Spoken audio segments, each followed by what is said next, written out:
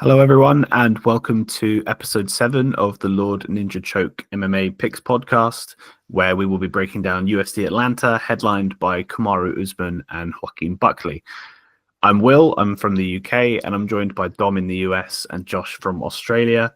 And as always, just before we get into this week's card, we're going to take a brief look at how things went last week for the UFC 360 pay-per-view.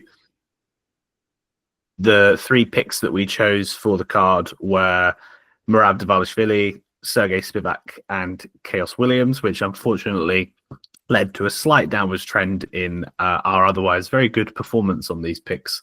We had two losses there with Spivak and Chaos Williams, with Merab coming through as our only winner. So a few more losses on the board, but 13 out of 16 correct so far since we've been recording, I think is a pretty good number. So happy with how things are going there. And looking at the bets, I'll start off with myself. A bad one for me, a really bad one. I really fell in love with a narrative that I found quite early on. I managed to get Sean O'Malley scorecard no action at plus 132, which obviously meant I was not counting for a Merab finish. I put 5 units on that because I kind of had a rush of blood to the head and fell in love with it. That was a terrible move, and from that point, it was all uphill. Kevin Holland was a great bet. I got on that early, really happy with that. Very passionate about the fact that I think Sergey Spivak got robbed. It was a very close fight. Rounds 2 and 3 were pretty much a coin toss. Round 3 was a coin toss, but round 1 was absolutely a Sergey Spivak round, and all 3 judges gave it to Cortez Acosta. I don't understand that. Judging is a mess. Let's not rant about that too much. I should have put more money on Gastelum and Pfeiffer going the distance. I was quite confident in that when the fight was originally booked because Gastelum's chin is elite. And finally, I did parlay all 3 of our picks, which is something I will do most weeks if it makes sense. And obviously, with 2 coming up as losses, that didn't work out very well for me. So lost 7 units overall, which is a shame. But at the end of the day, it's all because I mismanaged my my allocation of money, so it's entirely on me. Yeah, and like you, Will, I didn't have a great night. Ended up minus 25% ROI, which I think actually I'm thankful for because it could have been a lot worse given how much dog hunting I was doing. And yeah, the dogs were just not barking at UFC 316. I had Bautista and I had him by decision, and I had some favourite parlays which saved my night. And I had some hedging bets as well. I had Harrison inside rounds 1 to 3, which just were serving for damage limitation. But overall, it was a night to forget from a betting perspective. And yeah, looking forward to the next card. That's 3 reds in a row for me now, so I really need to sort of rein it in and try and make more sensible choices. I was thinking maybe parlaying favourites this week might be the thing to do. Let's see how Josh did. Well, I did pretty okay. I mean, prediction-wise, I did okay. I was a little bit concerned about having 6 locks this week instead of the traditional 4. But I'm glad to have only 1 loss out of there, and that is the Spivak robbery bullcrap that we saw just recently.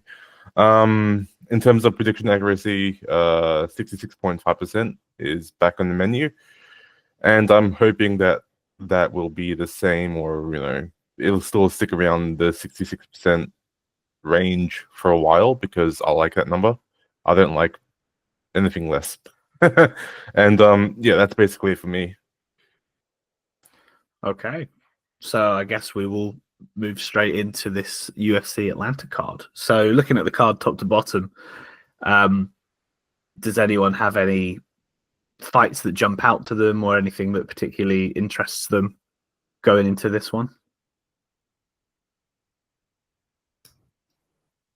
I like this card actually, from an entertainment perspective than a betting perspective. Usually I say the cards look worse and worse, but I think there's quite a few familiar names, and maybe it's just the familiarity of the names that I like. So I know most of the fighters on the card, but I think there are some interesting matchups, some closer matchups, which are not going to be easy to break down for bettors. But like the Garbrandt Barcelos veteran fight, then we've got the Chiesa McGee veteran fight.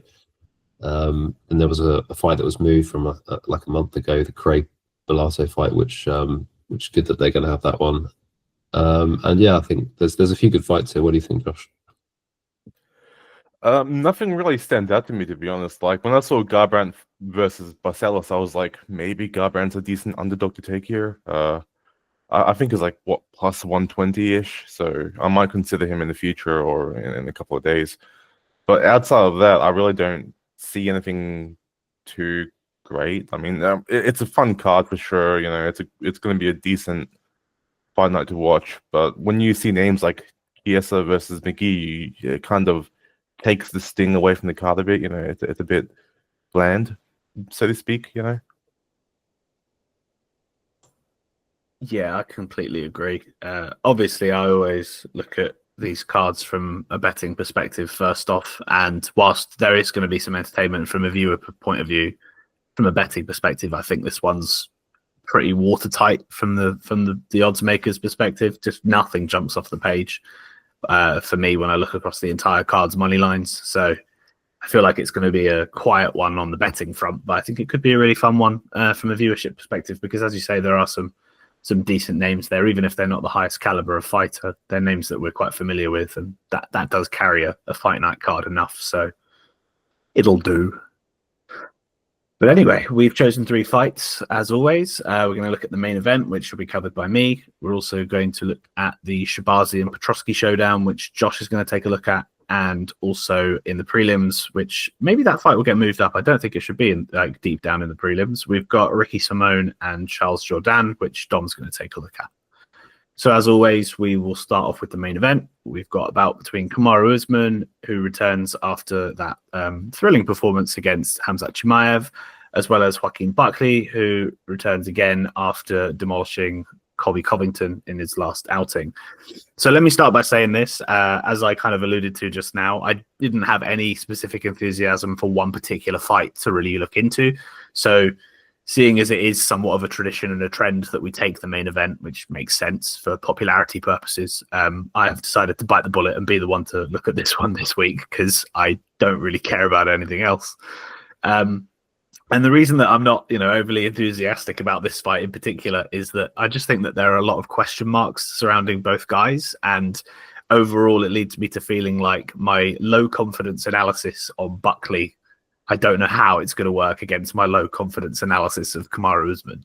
So to go into that in a little more detail, for Joaquin Buckley, I am just convinced that he is overrated. And that he has benefited from incredibly fortunate matchmaking. He obviously went on a bit of a streak and put in some impressive performances against prelim level opposition. And, that is commendable and he is a good fighter. I'm not saying he isn't. But then we know now more about how we feel about Vicente Luque these days. The brain bleed narrative against Jeff Neal. He's a bit of a feeble fighter in comparison to his name, what we've seen over his career. So I would consider that a generous bit of matchmaking. To then move on to Colby Covington, who in my opinion is a part-time fighter who has no interest in actually investing time and energy into his career. That is the biggest gift you can get in the top 15 at the moment. And Joaquin Buckley went out there and dominated that fight. Obviously, I've just realized in the middle I'm missing the Stephen Wonderboy Thompson fight, which is pretty much the exact same story as Colby Covington. He too is, he's a speed-based fighter that is in his 40s now. So that, that's a concoction that's quite obviously going to have a little bit of weakness.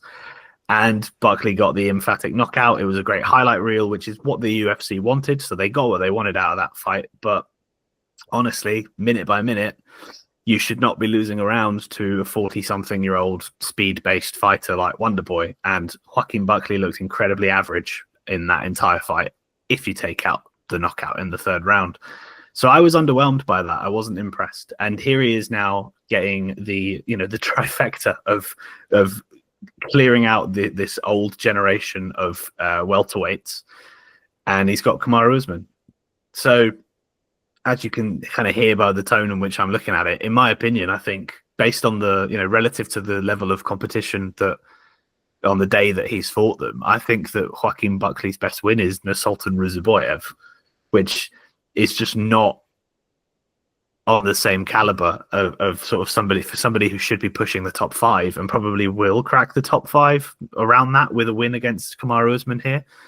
So yeah, I just don't really rate the body of work that Joaquin Buckley has put together. I do rate him as, you know, his striking is very powerful. He's very physically imposing, and he does have good takedown defense. But minute by minute, I'm not entirely convinced. And with this one being a 25-minute affair, if he doesn't find the power and the KO shot, I just think he's half the fighter that he's being promoted as. So yeah, I've just got a lot of reasons to not be so trusting of him. And then on the flip side, we're looking at Kamaru Usman. This one's a bit more obvious. Usman's clearly on some sort of a decline. You know, we had the highlight reel headshot dead moment when he got head kicked by Leon Edwards in the 5th round, and from then on he has just lost a step or 2 or 3. In those prior Leon Edwards fights, he was landing takedowns at will and he was dominating every minute, apart from the headshot. But in that trilogy fight, suddenly he looked very human, and it was a very average-looking display from him. He couldn't land his takedowns, and he just generally was struggling across all fronts. And there's been a long-standing narrative that, you know, Kamaru Usman's knees are shot after years of wrestling and you know, injuries, and he has had a long career. He's late into his 30s now. So that, coupled with just the natural regression from a mental aspect of not being the champion anymore and being sort of in a post-championship caliber, it's hard to really know exactly where he's at, because we realized he'd regressed in that Leon Edwards fight, but he was fighting the then champion, and Edwards was very good at that time. So it's hard to really know how much stock to put into that one. And then he came back and fought Khamzat Chimaev, and he definitely fought admirably there, but circumstantially, I think that's a little bit more of a impressive match for him stylistically, just because, you know, we know that Chimaev is an intense wrestler, and Usman is also, you know, has a very pedigreed wrestling background, so he's able to stuff the takedowns, and he makes Chimaev look a little bit more human than we're used to when he's, you know, blitzing through the likes of Li Jingliang and Kevin Holland.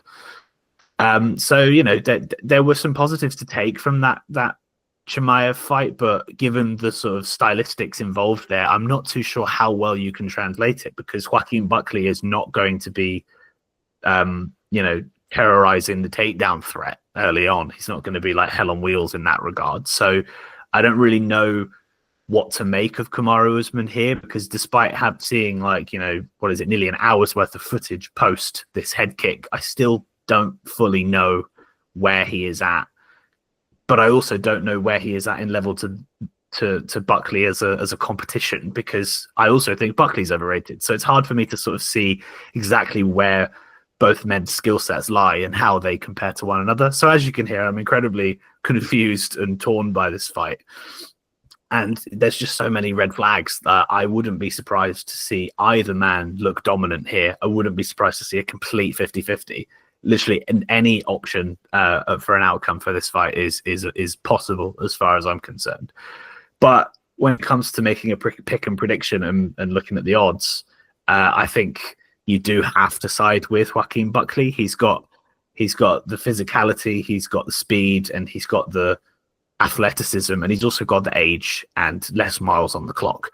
And all of these intangibles that I'm talking about, you know, my confusion of how good are both of these fighters, deep down, if we get exactly what we've seen on tape from their last 2, 3, 4 performances, I think Joaquin Buckley just looks a bit better at this stage. Just a very sort of basic way of saying it, but, you know, I think most people probably will expect a Buckley win here at minus 275, which is where I believe his current odds are. I do think that is a little bit inflated, because, you know, Usman is one of the best welterweights we've ever seen. I know he's not that same guy anymore, but it's still in there, and it will always be in there. Well, for the next couple of years at least. So, yeah, an unconfident pick on Joaquin Buckley is where I'm going to settle on this one, but I don't think it's value from a betting perspective, and I won't be putting any money on it myself personally. Does anybody have any more higher level insight breakdown to this one that doesn't result in you just rambling and getting your head scrambled for however long I just spoke? Go ahead, Josh. Well, when it comes to this fight, I am mainly intrigued by how Buckley is going to handle the rounds 4 and 5. Typically, his explosivity in the early rounds dictates the way he fights or the success that he fights at, or whatever that means. But essentially, I reckon he's going to be the bully here. Usman, with those 2 years away, with the potential knee injuries, with the whatever stuff he's going through, I do think that the potential of Buckley just being the bulldog in this fight and just being the asshole really when it comes to dealing with people. I reckon he's just gonna probably not run through Usman. I didn't see a KO here. But I do reckon the moment to moment striking clashes are going to be mostly Buckley hitting harder than Usman. And I suspect, normally I make these kind of little predictions or how I think the fight will go or what technique these guys will use. In this case, I do think that because of Buckley's very low stance, and it's a very wide stance too, he does tend to propel himself in an upwards trajectory, like in like a diagonal but linear line still. And I feel like that's going to be the perfect counter to whatever Usman might try and use takedown wise, as typically we know that wrestlers try and get takedowns off punches to the face or whatever, you know. So I do expect in the first 2 or 3 rounds, Buckley is going to deal the damage, and since damage is a number one scoring criteria, I do think that we are going to see Usman have to play catch up in the last 2 rounds against Buckley to a varying degree of success, right? Because we haven't really seen Buckley tested that much. The other thing that I kind of want to point out is like the whole metaphorical ceiling of these fighters, right? I mean, we've seen Usman dominate way back when he was claimed to be like the GOAT of the division or whatever the hell.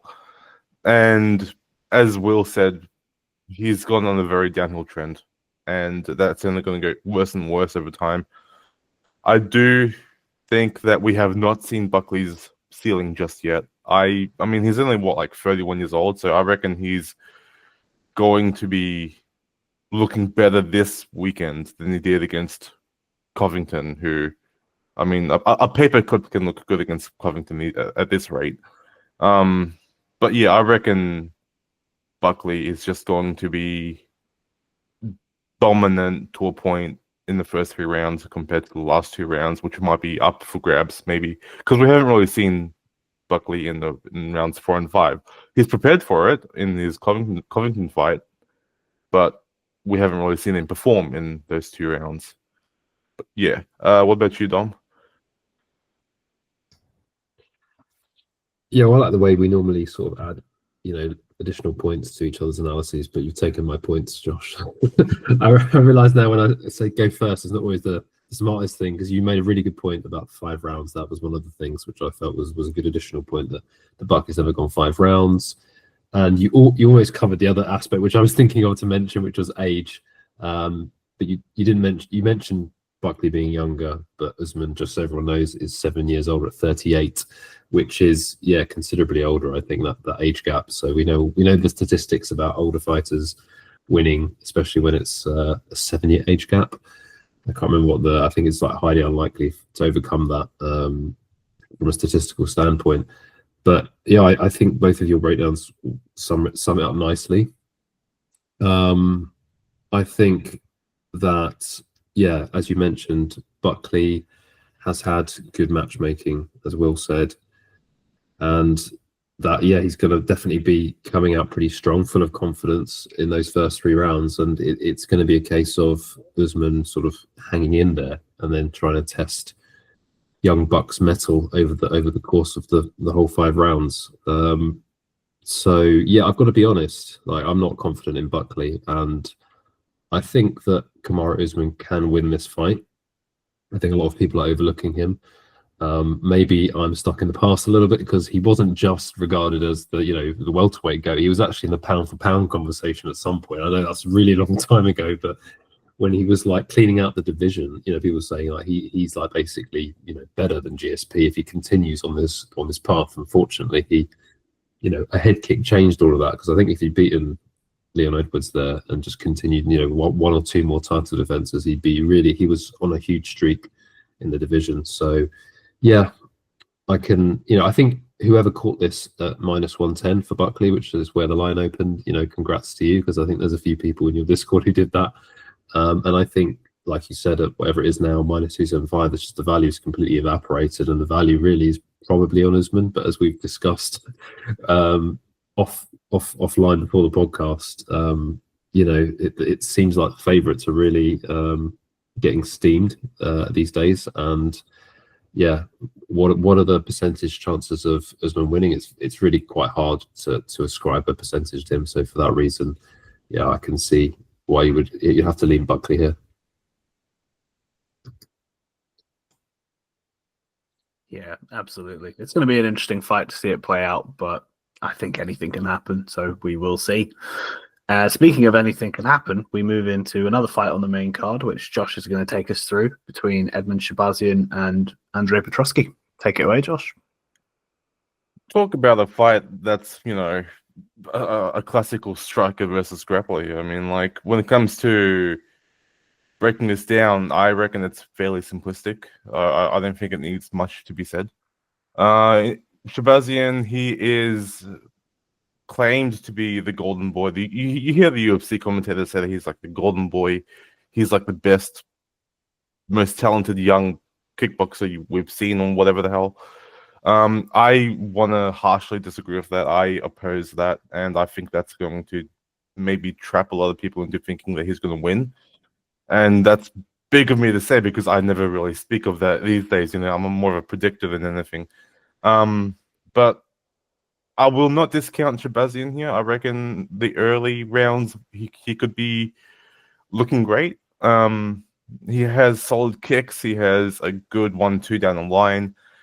All of these things are great and pivotal when defeating Petroski, but there is one slight thing that I don't like seeing from Shahbazyan that I've seen watching tape, and that's when he gets struck, or if he is fighting someone with an opposite stance and he gets struck with a jab, he kind of like freezes up a little bit, and he not so much looks stunned, but he doesn't really retaliate well in that close, gritty distance. And I feel like Petroski, as expert as he is, he might pick up on that, right? He might throw a jab and then go for a level change, and that might catch Shahbazyan off guard. We have seen Shahbazyan's takedown defense improve. Like, he has upgraded his sprawls to a point to where his hips are really quick, and he stays away from that like traditional takedown threat range. But I do think that the way that Petroski chains his wrestling together might catch him off guard, because we haven't really seen Shahbazyan face anyone who wrestles like Petroski does, I don't think. I mean, GM3, Gerard Meerschaert, he is a grappler, but not a wrestler, so there is a clear difference there. His takedowns are more to get into a submission position, whereas Petroski is more grinding out, getting control, all the typical stuff, right? I do expect Shahbazyan to defend some of the takedowns from Petroski, but I do not expect him to win enough in that takedown defense battle to stay on the feet, right? He's going to get taken down eventually. It just depends when. And when it comes to Shahbazyan, we have seen him look shit, for lack of a better term, in the second and third round. And knowing Petroski, he's going to grind the hell out of Shahbazyan, and we'll see him huff and puff and blow the house down maybe in the second and third, right? In terms of Petroski, I have always been a bit biased towards him, or I've been a fan of him basically, right? I think that his wrestling output throughout his career has been an amazing thing to see, and it's going to be the most important thing to witness or use against Shahbazyan, obviously, because otherwise he'll be kicked in the face or punched in the face or whatever. I am very concerned about Petroski's kickboxing defense. He does leave his body wide open to attacks, and we have seen Shahbazyan really whip those kicks. So the sooner Petroski gets the takedown, the better. But I do expect him to face severe adversity in the first round. That first round is going to be the most dangerous round of his career against Shahbazyan. I might lean into a Shahbazyan round 1 KO alt bet somewhere down the line. But I do expect Petroski to survive and thrive as the rounds go by. And yeah, that's just basically how I could really put it. I expect Petroski to win as an underdog, and it's going to be gritty, but he should survive and he should thrive in rounds 2, 3, and then to the scorecards. And that's my pick, Petroski. Yeah, I'll jump in here quickly in case Will mentions the points I want to mention. I think it's really interesting, right? I'm sorry, I should put this up first. Yeah, I think that's kind of makes sense to me what you've said. And Petroski has an 8-2 record in the UFC, which I've just looked at. That's crazy. And Shahbazyan has a 7-5. Of course, yeah, the level of competition is night and day between the two. But that's really interesting that Petroski is such a big, well, he's not a big underdog, but he's a moderate-sized underdog. I think this is really interesting, and I have to dig into this a little bit more. Why do you think, Josh, Shahbazyan is still getting so much respect from the books, despite every time I watch him fight, I'm thinking he's surely going to have improved his cardio issue, he just can't seem to address it. I wonder if it's just genetics. Some people just don't have the ability to fight at a certain pace for 3 rounds. And yeah, I'm curious why the books are giving this guy so much respect. Will, what's your take? You want me to? And yeah, you said Josh. I got confused. I was like, yeah, me sorry, or Will? Yeah, go for it. I should have given you a chance to respond. Sorry. No, that's all good. I reckon it's mostly the narrative of. I mean, everyone wants to see a kickboxer win, right? So maybe there's a bit of hype towards that. I don't know how the books work. I'll hand over that to Bill. To Will. Sorry, Bill. But yeah, I reckon it's mostly hype. I reckon maybe traditionally the books like to see a kickboxer win against a wrestler. I don't know how that works, but I reckon Will can answer that more succinctly.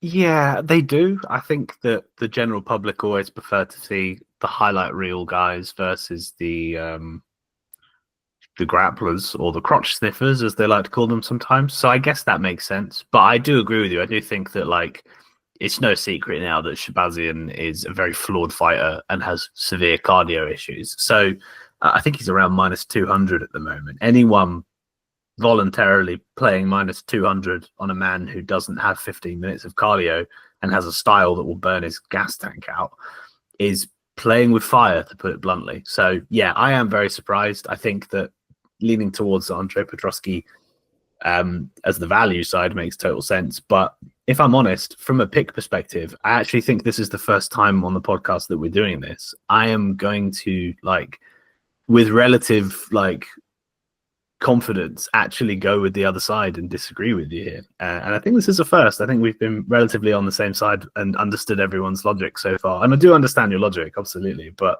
for me, I think I lean towards the Shahbazyan side here.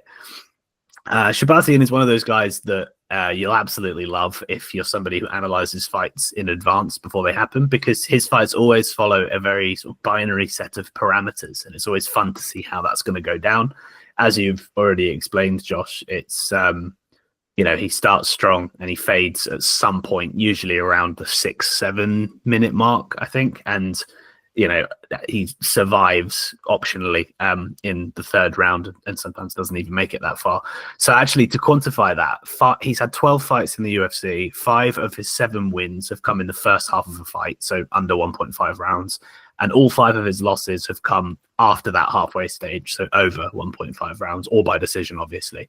So there are 2 outliers there, and one of those outliers did follow the same pattern. That was I think it was his second fight against Darren Stewart, where he dominated the first round, fell apart sort of slowly in the second, and then was like atrocious in the third, and he won a split decision. So all but one of his fights have followed this trajectory.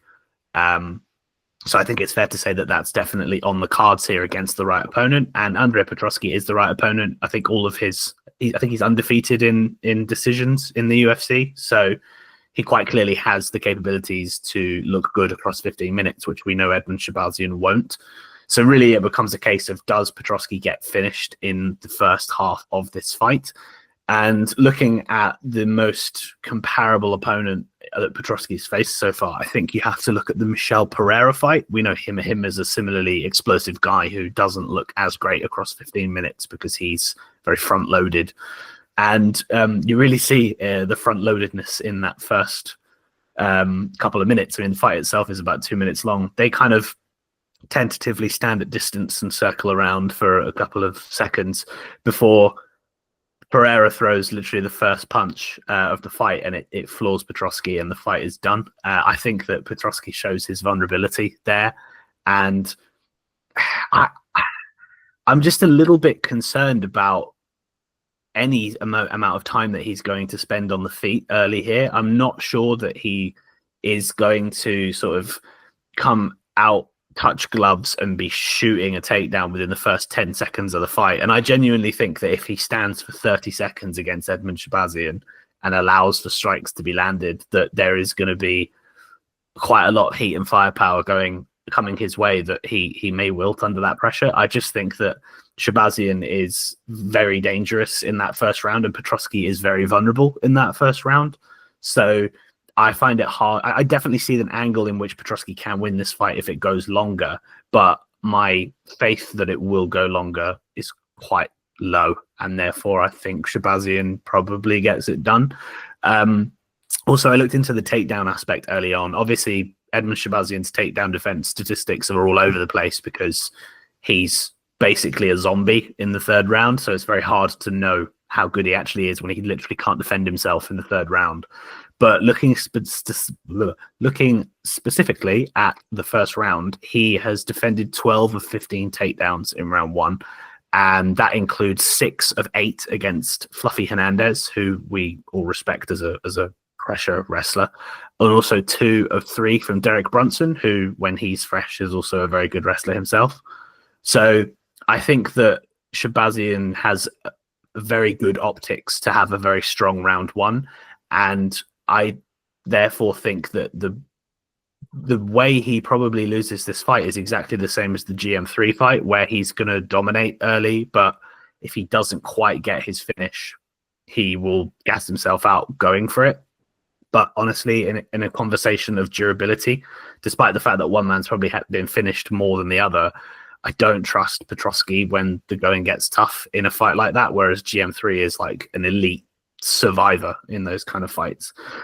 So I see the angle on Petroski. I do think that across 15 minutes he should be able to, have that top control and just sort of weather the storm. But the storm in round 1 for me is too hard to ignore. So I'm leaning towards the other way on this one. But I do definitely see what you mean about it from an underdog perspective on the money line. I wouldn't really fault anyone for taking Petroski at like plus 170 or wherever he is. Yeah, just before we move on to the next fight, I was looking at some of the odds history for Petroski, and he's one of these guys, a bit like Ayman Zahabi, who we've talked about a lot on the podcast in the past, who's always like the perennial underdog. I mean, he has been a favourite, but it looks like in the majority of his fights, like 8 out of 10, he's been the underdog, and the line has also gone against him in a lot of the fights that he's won. So he was an underdog, of course, in the Adolfo Vieira fight. He opened plus 140, and by the time of the fight, he was plus 235. He was a favourite against Budka, of course, as most people would be. He opened as a favourite against Josh Fremd, but money came in against him. The line movement was against him, and he basically was evens at the time of the fight. And then, of course, he was a underdog against Malkoun, but that was the sort of weird phantom knockout. I think he was kind of doing okay, but I think that was quite early on that he got knocked out by Jacob Malkoun's hip. And then you mentioned the Pereira fight, which he lost, which he was an underdog. He went from evens to plus 170. Yeah, and I think, did he win the Maximov fight? Because he was a huge underdog against Maximov. I have to look at the record. I think he won that fight. Yes, he won. He submitted him, didn't he? In round one, he submitted him, and he was plus 330. So he's the perennial underdog. And I've got to be honest, you talk quite well on both sides. I'm not sure how I feel. I'm naturally a dog hunter. So yeah, I'm definitely leaning Petroski for the value, not for the pick, but I'm definitely, the stuff you were saying or reminding us about the liability of Petroski's chin, certainly in round one. Yeah, it is going to be almost round one or the first, round and a half or bust for Shahbazyan. But we have seen Petroski also tire, so it will be interesting, this fight. It's definitely one to watch. I think it's going to be a great fight, and yeah, thanks to both of you for giving your opposing opinions. And with that, we come to my fight, Ricky Simón, not Simon, Simón against Charles Jourdain from Canada. I'm just going to say Jourdain, it's just easier. I'm not going to try to do the French accent.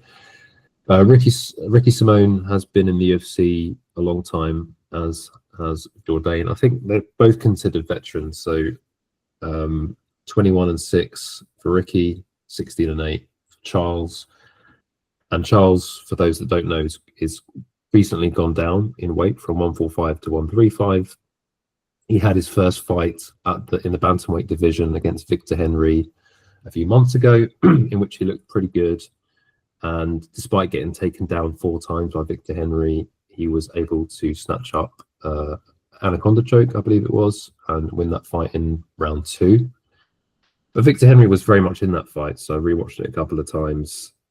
It was close on the feet in the first round. He got taken down, but he got up. That's why there was 4 takedowns, despite the fight being short, because takedowns aren't always an indication of grappling success. Actually, it depends, how the opponent's doing with getting up. And Charles Jourdain has a good get-up game, and he looked considerably bigger than Victor Henry in their fight. So, but it was hard overall to gauge where that puts him in the division, because Victor Henry's 38, and we talked about age previously in the Kamaru Usman matchup. He's 38, and 38 is old for a bantamweight, but he's a long journeyed fighter in the UFC and in MMA, and so it's hard to say where that win for Charles Jourdain puts him in the bantamweight division. But I don't need to have that kind of doubt with Ricky Simón. He's fought the best of the best in the bantamweight division. Unfortunately, he's generally losing to the best of the best in the bantamweight division. But it's interesting to look back at his career and say what might have been, because he's one of the people who has a win over Merab. And as we know from last weekend's bout against Sean O'Malley, Merab is really basically the best bantamweight of all time, and Ricky is one of the people who has a win over him. He submitted him, I think, in the 3rd round of their fight, and that was one of Merab's first fight in the UFC, so we can't read too much into it. But Ricky has got some notable wins, but they were early on in the careers of both Ricky and the people that he was facing, like Merab. And in more recent time, Ricky Simón has lost to people that he probably should be losing to. So he lost to Song Yadong, and I thought that would be closer. And I was a bit disappointed when he was finished. I think he's finished in the 4th round, and then he's fought in his last loss. It was against Vicinius Oliveira, who isn't as well known a fighter.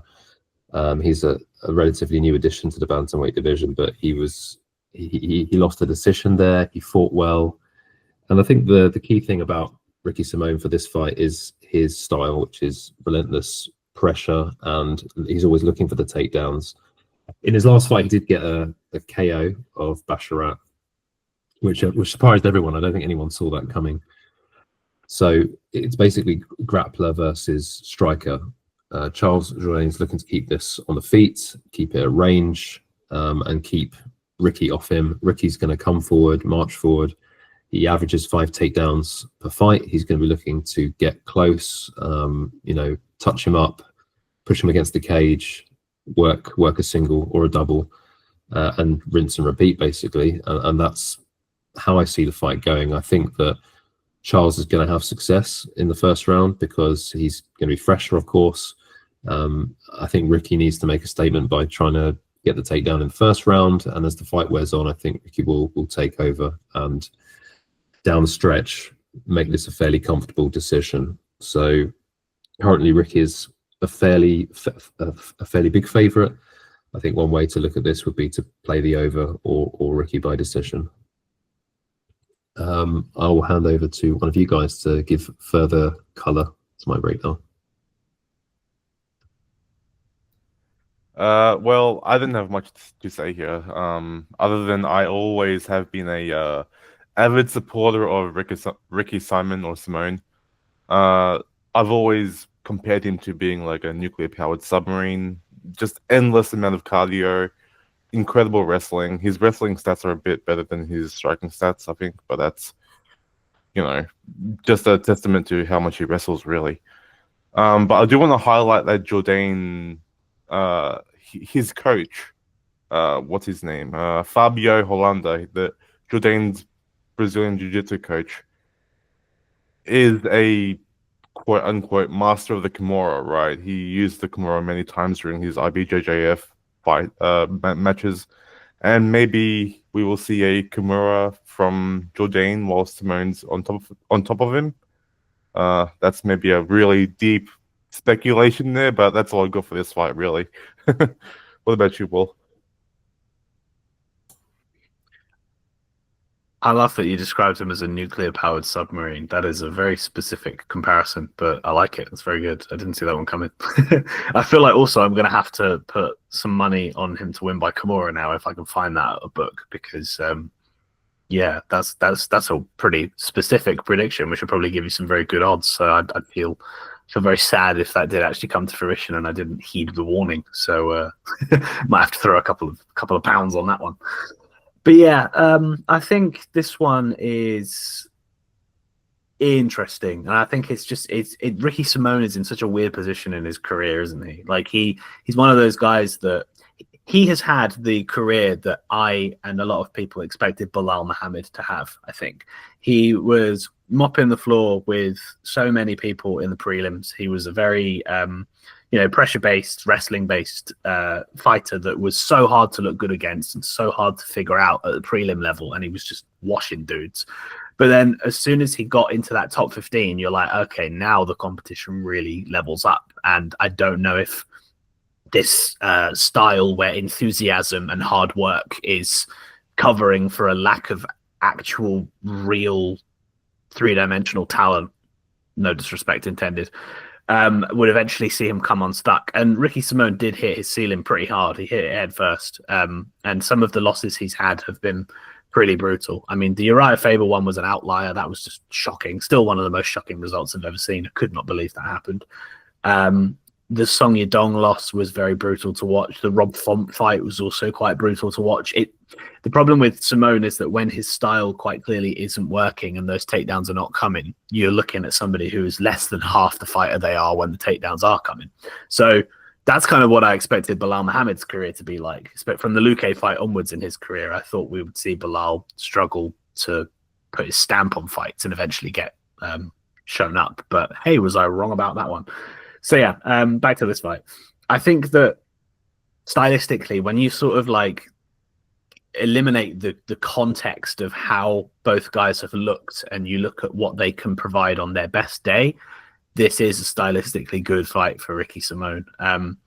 It's kind of hard to fully figure it out considering Charles Jourdain is coming down in weight, but historically his takedown defense has not been there. When you look at the names of people that Charles Jourdain has been out-grappled by and has been allowed to be taken down by, you're looking at the Victor Henrys, the Andre Filis, and the Nathaniel Woods of the world. All three of those fighters are very good, by the way, not knocking them for that, but you don't think, oh, there's a wrestling threat when you hear those names.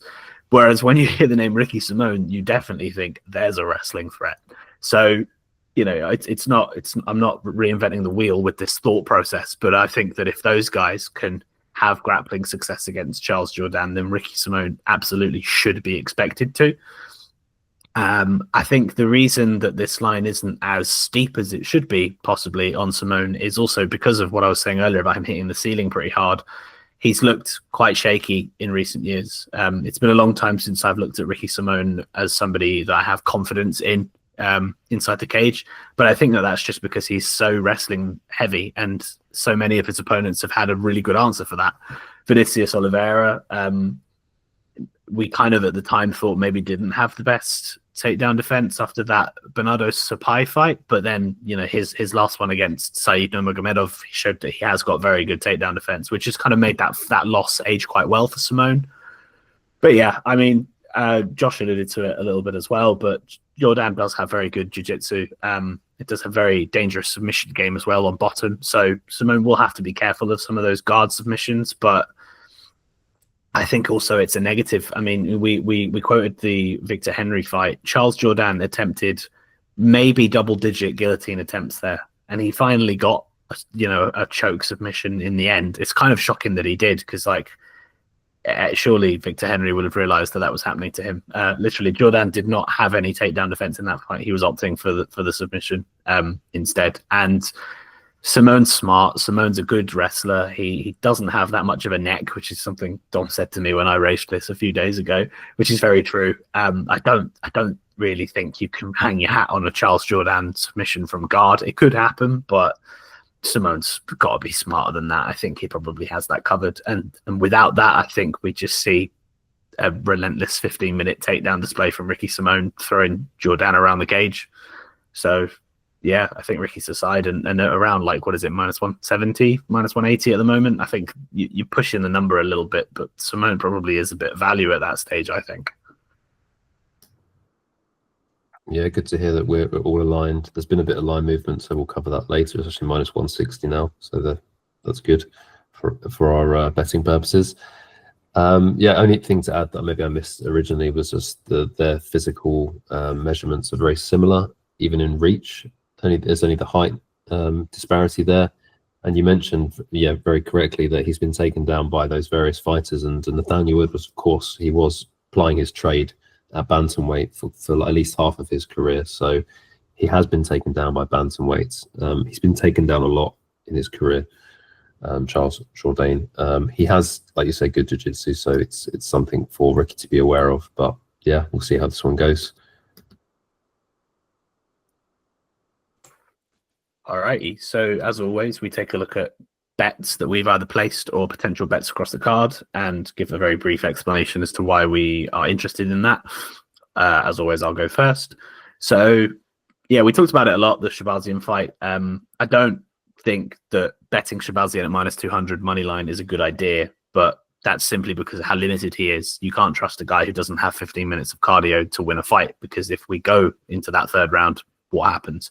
Therefore, I think you can hopefully trim quite a lot off the price by betting Shahbazyan to win in rounds 1 or 2. If I can get around minus 125 for that, I'm quite keen to get in on that one. There might be some other angles, maybe Shahbazyan and under 1.5 rounds, or even Shahbazyan round 1 KO or something along those lines.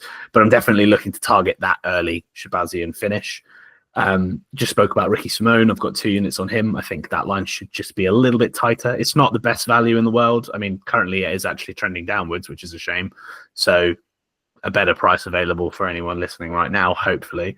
And finally, Paul Craig submission. This was a bet that I actually placed just as a flyer when the fight was originally booked, which was around a month ago. But the bout has been rebooked within the 30-day window at the book that I got it. So that has to still stand. I'm not super passionate about it, but it's Paul Craig, isn't it? And I think Rodolfo Bellato is probably dumb enough to stick his head inside a triangle. So, yeah, that's all I've got. A very small slate for a very hard to bet card. So, yeah, short and sweet. Yeah, same for me. Nothing too outlandish here. Got Ricky money line, which I took at minus 160, and then I parlayed him with Abdul Malik for close to even money. and then I've got Cody Durden money line. And I think the Cody Durden one is interesting because when I first saw it, I thought, well, this is probably wide at plus 120 because Jose Ochoa, his opponent, only had one fight in the UFC which he'd lost. However, I watched a lot of tape on Jose Ochoa, and he's pretty good actually. So you're probably wondering, why did you still bet on Cody? Well, the line basically widened so much that styles make fights, and Cody's got the relentless wrestling. He's a bit older for a flyweight. He's 34, so I'm not hugely confident in his ability, but I just feel like it's possible that someone making only their second fight in the UFC, first fight I think in the US, because that first fight was in Macau, which is near Hong Kong. I just feel like there's enough variables there to have a little flutter, and I told myself I wouldn't go too underdog heavy for this card, but I'm also tempted by Kamaru Usman and Petroski, so I think old habits die hard. I think I'm going to end up on Petroski and Usman. Very, very small amount on Usman and probably very small amount on Petroski. So these will still be my main bets probably. Josh? Well, as is tradition for every event, I typically place a bet or heavily back the person that I picked to win. In this case, that was Petroski. So I have him as an underdog moneyline pick. My two-man parlay, which is also typical of me to make for this podcast, is Ricky Simone moneyline and Rose and Maverick going over 2.5 rounds. That second leg there is going to be a bit more predictable than the Simone moneyline, only because I trust that those two girls will take it to a decision. Whereas Simone moneyline is a bit more risky because, as I said, Jourdain's BJJ is pretty good. He might get that Kamaru in, whatever. That's all speculation. But either way, I expect those two legs to land somewhat comfortably.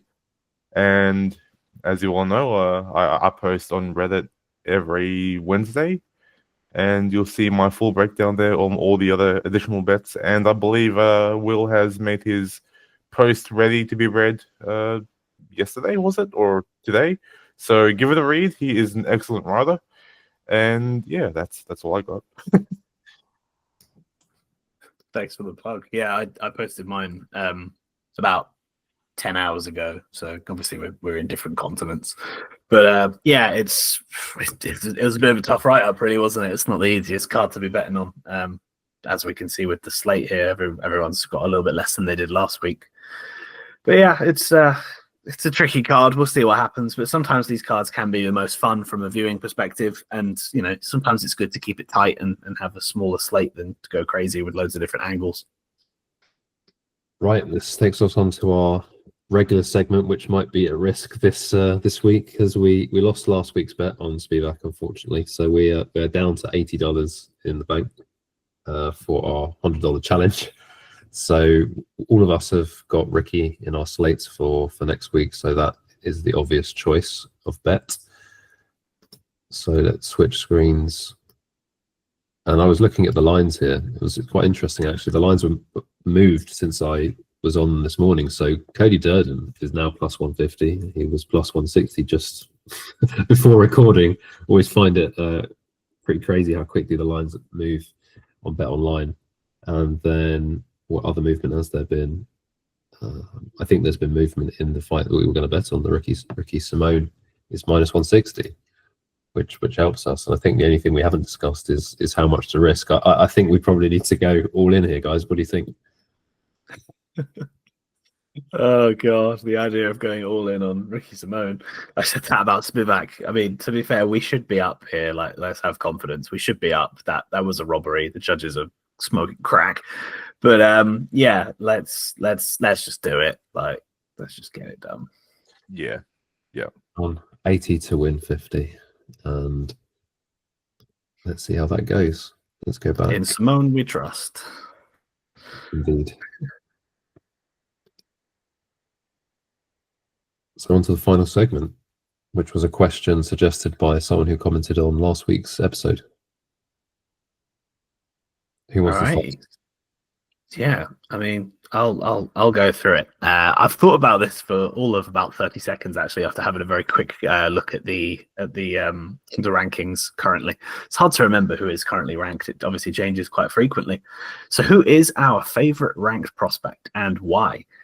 Well, honestly, for me, like, sports betting and the UFC are completely synonymous to me. So my favorite fighters and my, the guys that I always feel more passionate towards are always the people who have made me the most money and who I think are reliable from a betting aspect, which is a very degenerate way of looking at things, but that's me in a nutshell. And a name that sticks out to me is Mr. Grant Dawson. I know that he is probably one of the most boring names in the UFC's rankings, but Grant Dawson is an elite grappler. He is an elite wrestler, and his top control is very reliable. I think that whenever Grant Dawson gets put in a fight, he has to be the favorite. He is so dominant with his positional awareness, and his takedowns are also very high level as well. I think he's lacking some finishing upside, and that's definitely what doesn't make him very exciting. But I just know that when I see Grant Dawson in a fight, he's a very reliable parlay piece a lot of the time, and his decision prop is also very reliable as well. I'd like to think I've made a lot of money on Grant Dawson, and that is why he is therefore my favorite ranked prospect, because I'm just money hungry apparently. I like that choice, and Grant Dawson's got an upcoming fight against other rising prospect Joel Alvarez, so I think you'll probably be backing Dawson there, I imagine. I hope I get a bettable line. I really do. Yeah, I think it's not going to be. I think Dawson will be the favourite there for obvious reason. Josh, who have you got in terms of ranked prospect? Favourite ranked prospect? Mine's a little bit predictable because I am an ape when it comes to thinking. I got John Silva as my ranked prospect. I think he's like ranked 14th or something like that, but he's still ranked. He's scary, man. Like, just the way he destroyed Bryce Mitchell, the way he's carried himself in the fight game. I just think that he's going to tear the division a new asshole, so to speak. So I mean, the reason why is pretty basic. He's scary, and being a scary fighter works. I mean, it worked for Tony Ferguson, and it'll work for John Silva. Who is he fighting next? Do you know? Has he got... I don't think anything's scheduled. Something should be. I mean, why waste a talent like that, right? So, I don't know if he's scheduled. No. I saw some rumors he was going to fight Arnold Allen, which got me quite excited because I like John Silva as well. I mainly like him because he beat Bryce Mitchell, which obviously is how this podcast came to be in terms of his name. Anyway, yeah, I think John Silva is a very scary fighter. But against Arnold Allen, how do you see him faring? I reckon. I don't know. That's so far away. Like, if it is far away, that's so far away. I'll have to think on it more. But I do think that Allen would be his toughest challenge to date. Like, Allen is extremely good. He's like the biggest chance the UK has at having a featherweight champion, and maybe it'll happen, but he has to get past Silva first. Yeah, that's a tough one. I think, again, I'm always looking for reasons to... I'm a bit of a hater in that regard. I'm always looking for reasons to sort of be dubious of somebody on the come up, and I think John Silva is amazing. So I don't actually have a whole lot of negatives to say there. I guess similar to Diego Lopes, the conversation surrounding how he fares in a longer fight, if the sort of damage and finishing ability doesn't present itself, I think that's probably going to be the most interesting talking point there. And Arnold Allen's very tough. He's also very consistent across a longer fight. So I wonder if John Silva begins to maybe look a little bit more human if forced to go to a decision. which makes that fight against Allen very interesting. But then, if he finishes him, he finishes him, and I wouldn't be surprised because he's so dangerous. It would come down to the betting line, wouldn't it? Because if Arnold Allen probably would be an underdog in that fight, and if it was a 5-rounder, I would be personally hammering that. I know. I'm just going to say it because I am biased. I do like Arnold Allen. I think he's great. Yeah, we'll have to wait and see if it's a 3-rounder. Because I think it's likely to go to decision. I wouldn't think that John Silver could necessarily finish. I know he's finished basically everyone, but at some point, you're right. He's gonna face tougher competition, and Arnold Allen, I think, can be that. He's fought good strikers before. In terms of ranked prospects, I was like looking at the rankings and thinking, may I take one of the unusual divisions like heavyweight or women's bantamweight? But there's really nothing there. I mean, if I'm going for women's bantamweight, I'm looking at like Chelsea Chandler's ranks, which is, abhorrent. And there's Nora Cornell. I guess Nora Cornell would be the best ranked prospect in the ladies bantamweight. And then men's heavyweight, I've got like Martin Boudet, who's ranked. I've got Alison Teixeira and Mick Parkin. And I guess I'd probably go for Mick Parkin, but I won't take any of those. So I'm not going to troll you guys. I think probably go for an obvious choice, similar to Josh's. If I wasn't going to take John Silver, I'd take Joshua Van would be my favorite ranked prospect. He's just so fun to watch. His style is so fan friendly, and he just keeps getting it done. He's reliable, and I really wish I backed him at the weekend because people were saying that was probably the most obvious prop, wasn't it? The round 2, round 3 finish. So yeah, that'd be my choice. Do you know what's crazy? When I looked through all of the rankings, I picked out both John Silver and Joshua Van, and I thought, I reckon the other two will pick those. So I went with Grant Dawson. Genuinely, I that's mad that I've managed to pick 3 out of 3. You're a psychic, man. I mean, to be fair, the Van one's obviously very fresh in the memory, and I think, John Silver. I mean, he is our Lord and Savior. We have a podcast that is in homage to him, so makes sense that we'd get there. But I think all 3 of those should have bright futures. And they're exciting to see what comes next for us. So, who is our favorite unranked prospect and why? I guess I'll get the ball rolling here because I did think about this one beforehand. I kind of struggled with this one because, I don't know, when someone's outside the rankings, it's kind of tricky because is it flash in the pan? Because the lower level of the UFC is a lot lower than it used to be. And so it's quite easy to fugazi the fan base and actually not be anywhere as good as you look in your best moments. For me, I chose 2 guys that I think just look incredibly well-rounded and look like they should go on to good things. They're a mixture of entertaining to watch and also they look like they've got the skills to really go far in the division. And those 2 guys, I couldn't really split between them, are Clayton Carpenter and Bernardo Sopai. Again, just the well-roundedness that they show and the tenacity that they fight with. I think that they'll be tricky dudes to beat. I think that eventually there will come a time where they'll face somebody of a higher caliber. I mean, Bernardo Sopai lost his debut against Vinicius Oliveira, but he showed that he's immediately, competing very hard against guys who are destined to go on to big things. I think Vinicius Oliveira will be another name that probably will be ranked soon enough if he's not already. I don't think he is yet.